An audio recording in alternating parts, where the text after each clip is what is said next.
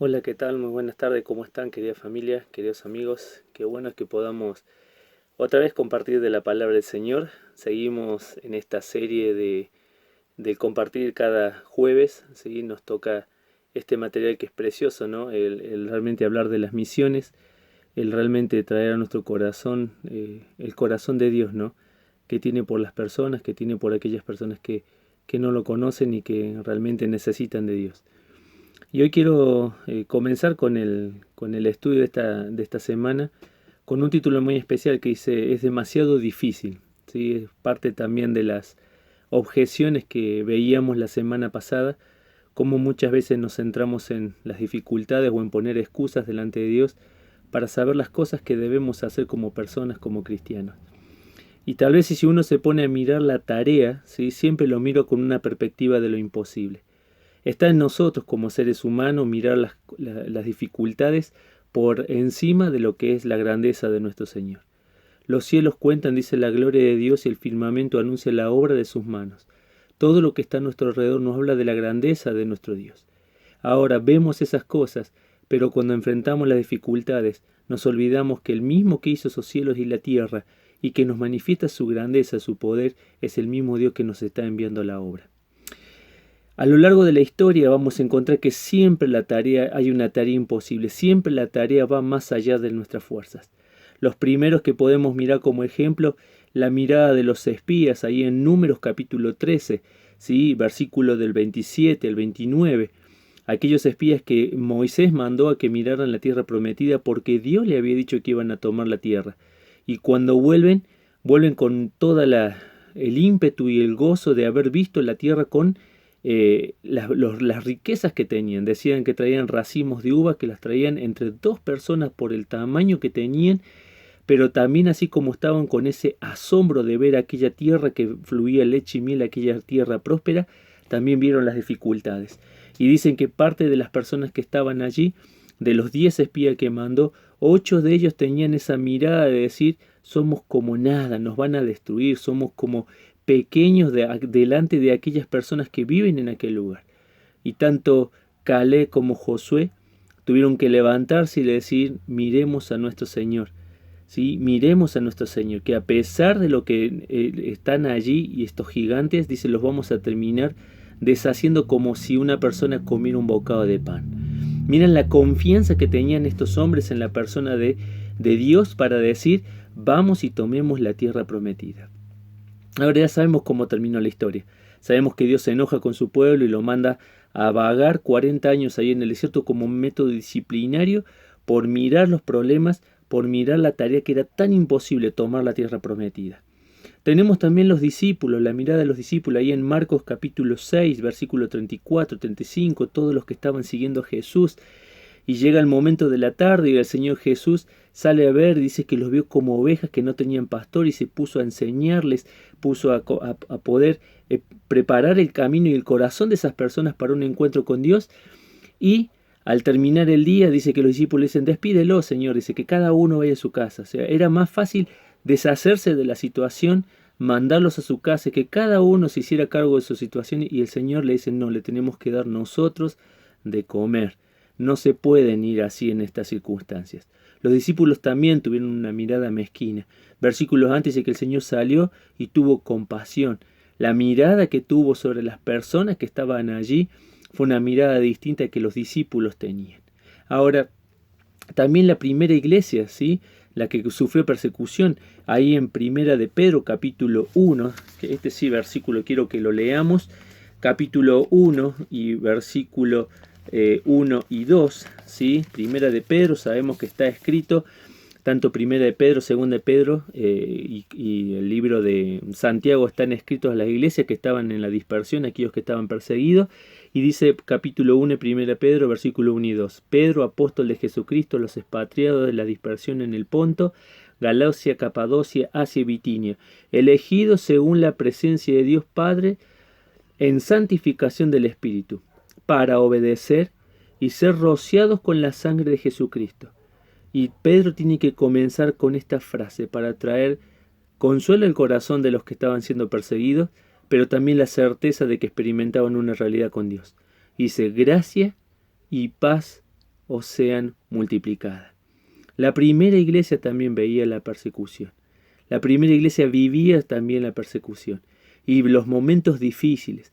¿Y qué quiero decirte con esto? Que nos sale por naturaleza mirar primero las dificultades que mirar lo que Dios tiene para plantearnos como desafío.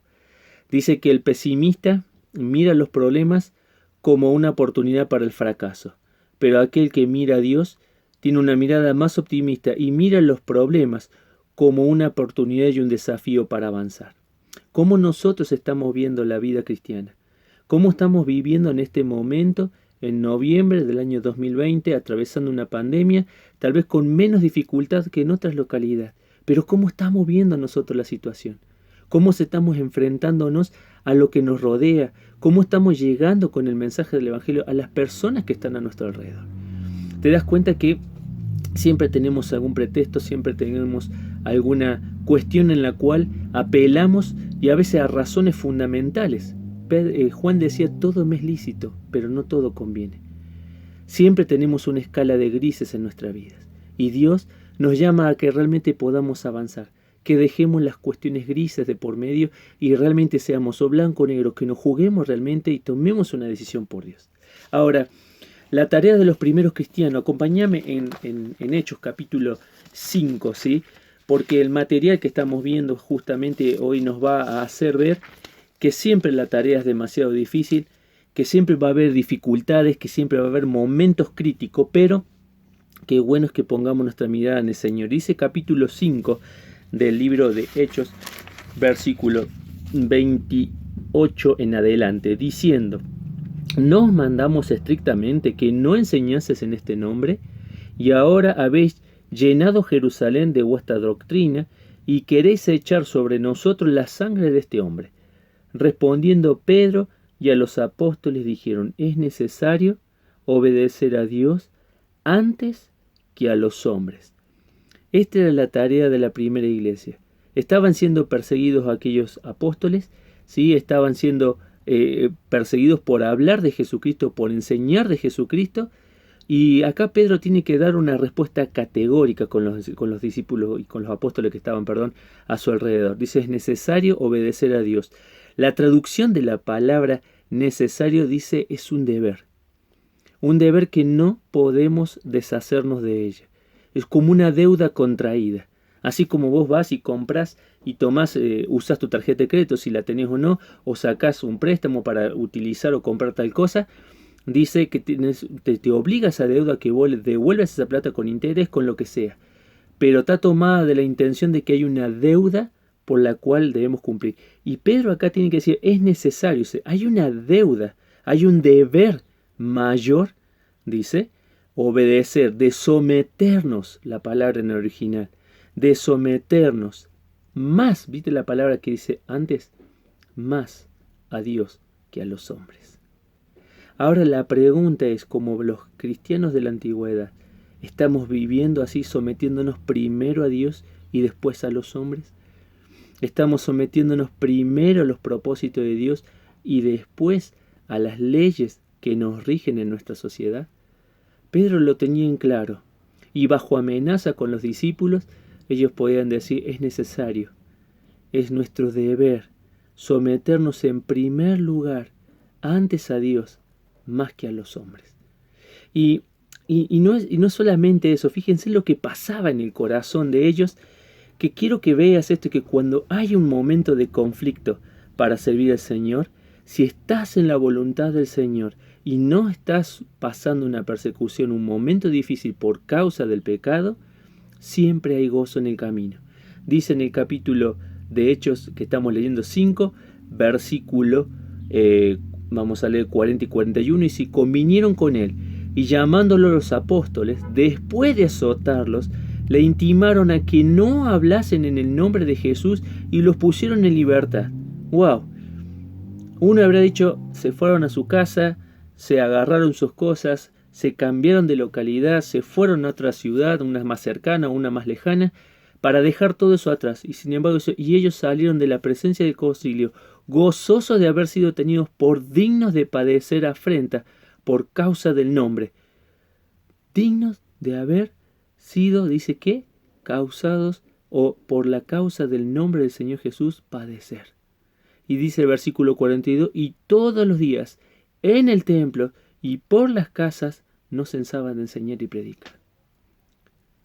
Wow, ¿no actuamos nosotros de otra manera? Vemos un conflicto, vemos una dificultad y lo primero que hacemos es frenar en nuestra vida, ponernos a un costado, empezar a quejarnos con Dios por las cosas que nos están pasando y tal vez pensando en volver atrás, como hacían allá en Egipto, y decían, vamos, pongamos un caudillo, dejemos a Moisés de lado y volvamos a Egipto.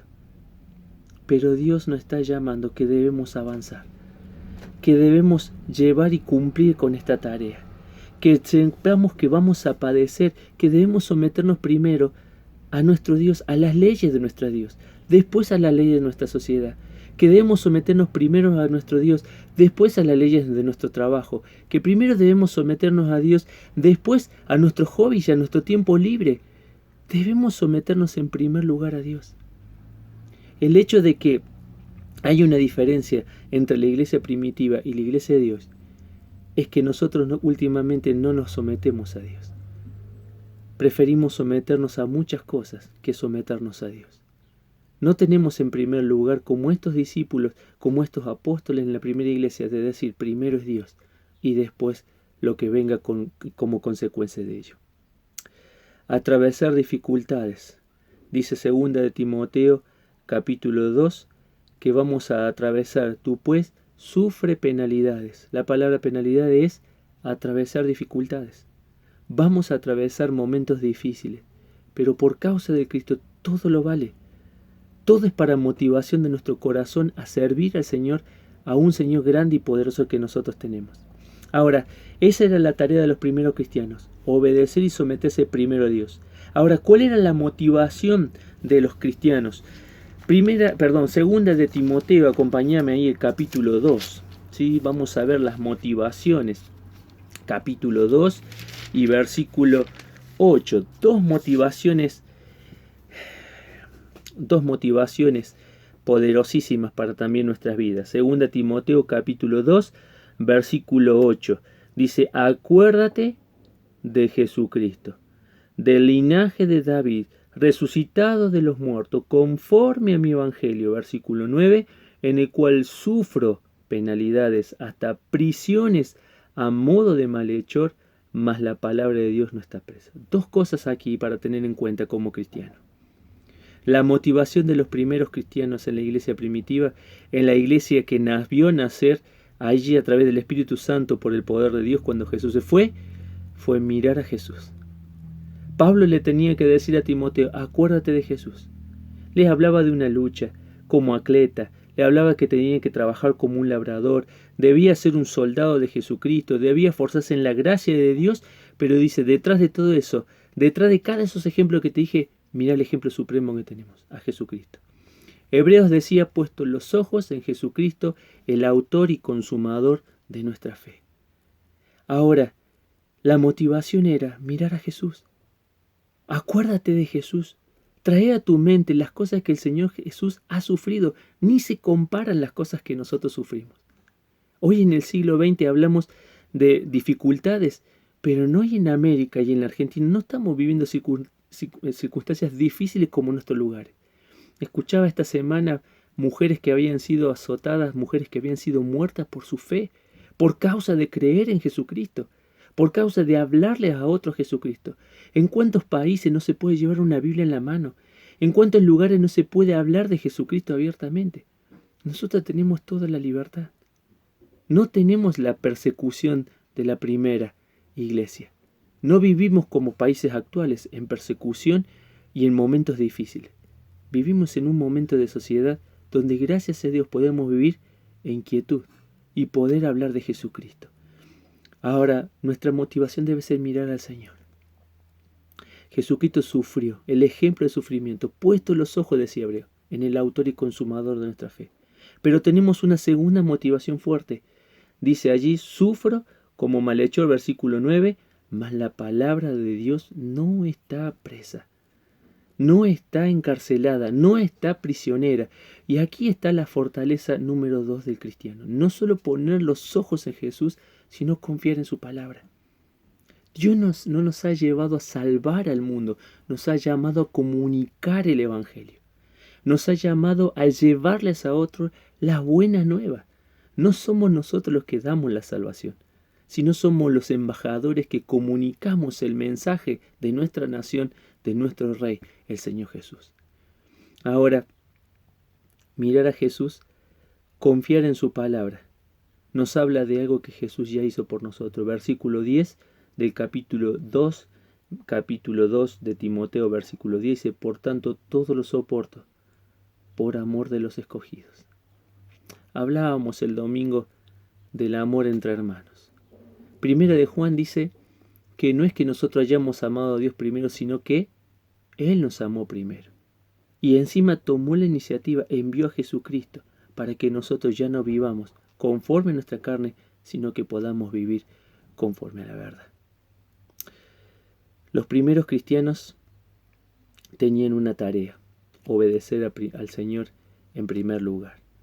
Los primeros cristianos tenían unas motivaciones fuertes: mirar a Jesús, confiar en su palabra. Ahora, ¿qué se necesita para que yo pueda misionar? ¿Qué se necesita para que una persona común que camina sobre esta tierra, que creyó en Jesucristo y que hoy sabe que tiene eternidad y que es un hijo de Dios porque tiene evidencias internas y externas de que él está o ella está parada en la cruz de Jesucristo? ¿Qué se necesita para misionar? Vamos a ver dos cosas. Segunda de Timoteo, capítulo 2. Estamos aquí, de Segunda de Timoteo, versículo 21. Dice: así que si alguno se limpia de estas cosas, será un instrumento para honra, santificado, útil al Señor y dispuesto para toda obra. ¿Qué se necesita de cada persona que viene a la iglesia y que cree en Dios? Se necesita disposición. Se necesita una actitud de querer aprender. Se necesita una actitud de querer avanzar en la vida cristiana. Se necesita tener una actitud de ser manejable, dócil para el Señor.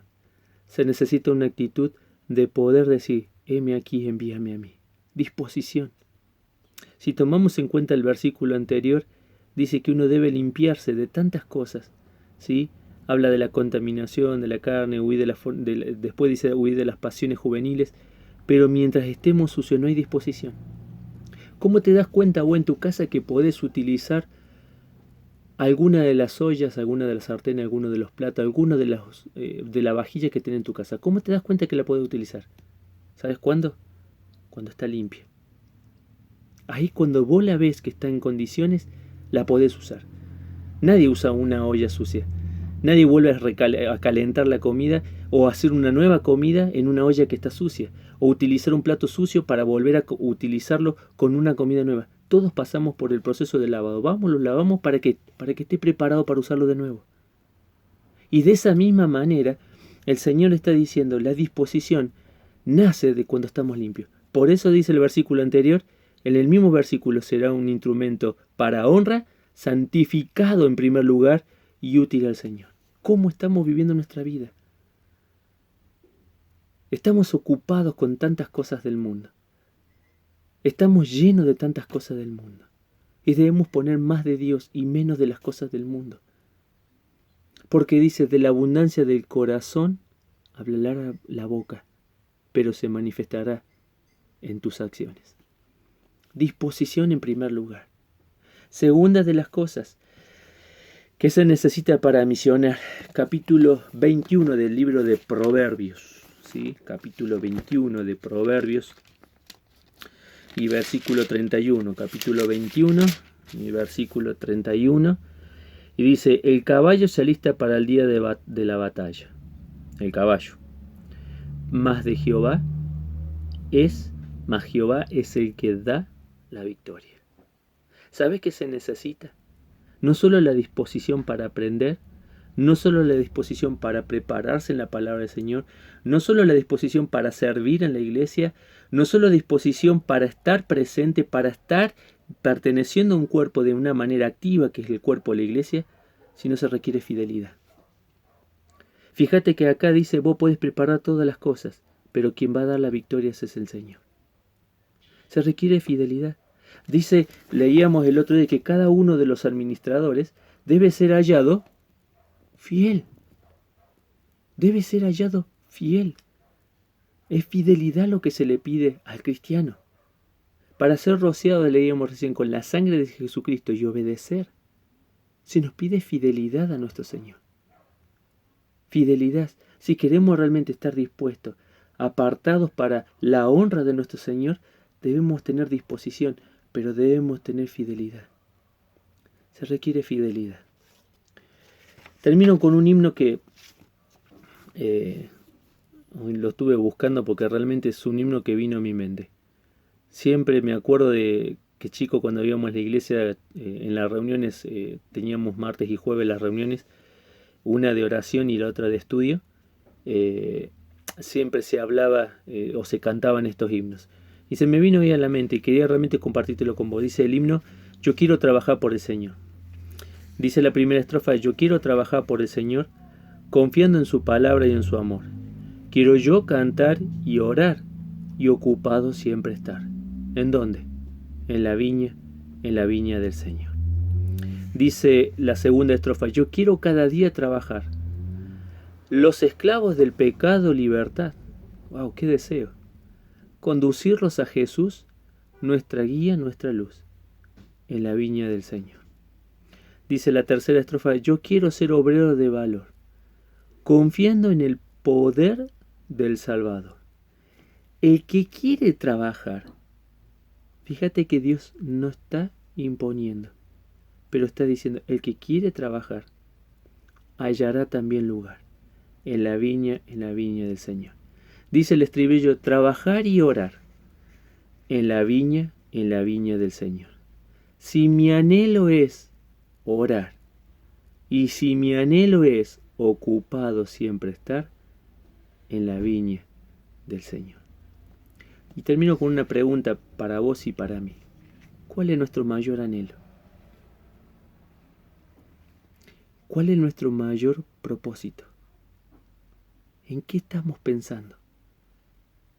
¿Cuál es la mayor satisfacción que logramos? ¿No es cuando obedecemos realmente al Señor? Dice la palabra del Señor en el Salmo 37 que debemos deleitarnos en el Señor. Deleítate en Él. No hagas las cosas por obligación. No leas la Biblia por obligación. No ores por obligación. Ora y lee porque sabes que Él te amó. Deleítate a sí mismo en Jehová. Deleítate y concederá las peticiones de tu corazón. Quiera Dios que sea nuestro deseo. Ser un misionero que no mira las dificultades, que mira al Señor, que confía en su palabra, que se motiva a través de lo que Cristo ya ha hecho, pero que tiene una disposición para servirle. Dios bendiga tu vida y que realmente te ayude a cambiar, como a mí, mi forma de ser, transformados para la gloria de nuestro Señor. Que el Señor te bendiga.